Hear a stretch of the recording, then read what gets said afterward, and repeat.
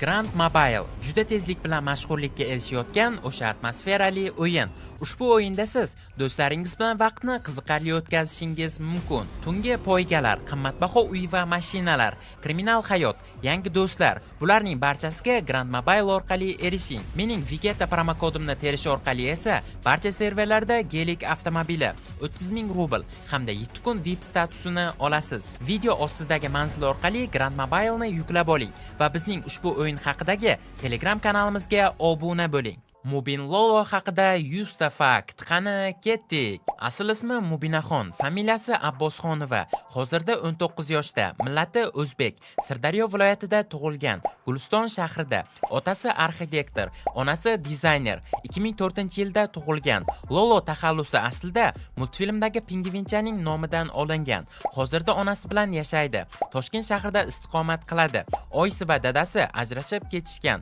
1 yildan beri blogerlik bilan shug'ullanadi. Hozirda Instagramda deyarli 700 ming obunachilari bor. Stories reklamasi hozirda $500. Post reklama narxi esa 1,5-2 ming dollarni tashkil etadi. Asosan Vinerlik bilan shug'ullanadi. TikTok House'da ham faoliyat yuritgan. Bonamur bilan juda yaqin dugonalar hisoblanishadi. Asosan faqat o'zga tanish yigitlar bilan videolar oladi. Green 71 ning kliplarida ham chiqqan. Birinchi klipi Bu meni uyim, ikkinchisi esa Major. Odamlar har doim nimadur deydi shiori bilan yashaydi. Ko'zoynaklarni shunchaki obraz uchun taqadi. 5-sinfdan buyon ko'zoynaklar taqishni yoqtiradi. Yoshligida ustozlari Mubin Loloning ko'zoynaklarini olib qo'yishgan. Figurasi tabiiy shunaqa emish. Yuzlariga kosmetologik o'zgartirishlar kiritgan. Rapper Massa bilan duet aytishgan. Duetni taklif qilib, Massaga Mubin Loloning o'zi yozgan. Kliplari syomkasiga 2 oy vaqt ketgan va qo'shiq matnini to'liq Massaning o'zi yozgan. Qattiq qo'shig'ini boshqa bir aktrisa o'ziniki deb Mubin Lologa PR qilmoqchi bo'lgan.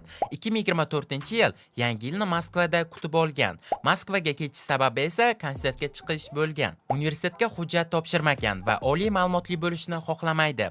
Uzun ko'ylaklarni faqat qarindoshlarining to'yiga kiyadi. Otasi bilan gaplashmaydi.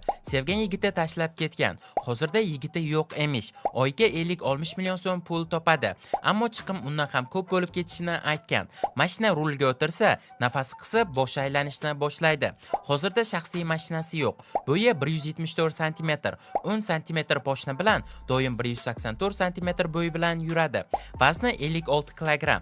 16 yoshida modellik maktabini o'qib bitirgan. 17 yoshigacha model bo'lib ishlagan va so'ngida blogerlikka o'tib ketgan. Onasining yoshi 49 da. Uydagilari kiyinish uslubiga qarshilik qilishmaydi. 5 yoshigacha Moskva shahrida yashashgan. Qaysi shaharda tug'ilganini aniq bilmaydi. O'zga to'q oilada katta bo'lgan. Bloger Abbos bilan 3 yil sevishgan.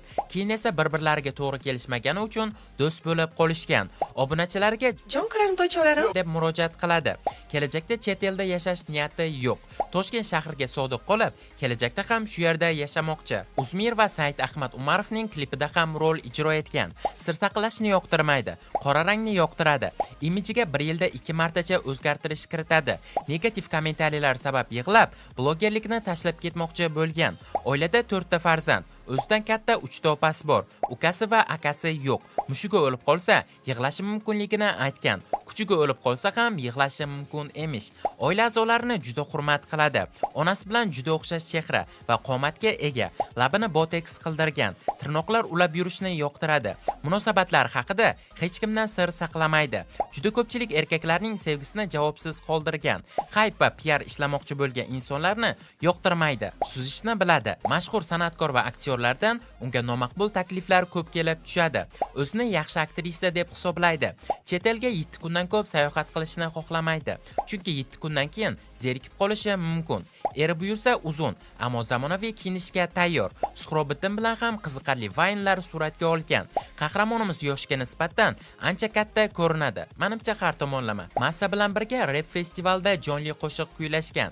Milliy taomlarni yoqtirmaydi. Televizor deyarli ko'rmaydi. Amirxon Umarov shousida mehmon bo'lib qatnashgan. 2023-yildagi Qivizdagi chiqishlarda ham qatnashgan. Sahnaga Xoliqjon Vaynes bilan birga kirib kelishgan. Marhum Asad Algo bilan ham munosabatlarda bo'lishgan degan mishmishlar bor. Makiyaj hamda ko'zoynaksiz uni tanish deyarli imkonsiz. Doim poshnali oyoq kiyimlarda yuradi. Ochiq kiyinishni kelajakda tashlamoqchiligini aytgan. 20 yildan so'ng o'zini Instagramini o'chirib yuborgan holatda tasavvur qiladi.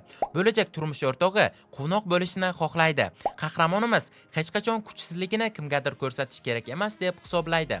Yaqin kelajakda Massa bilan birga yana bir duetlari chiqishini aytgan. Do'stlar, agar videomiz sizlarga yoqgan bo'lsa, videoga like bosing va kanalimizga obuna bo'lib, kommentariyada fikringizni yozib qoldiring. Keyingi videolarda ko'rishguncha, xayr.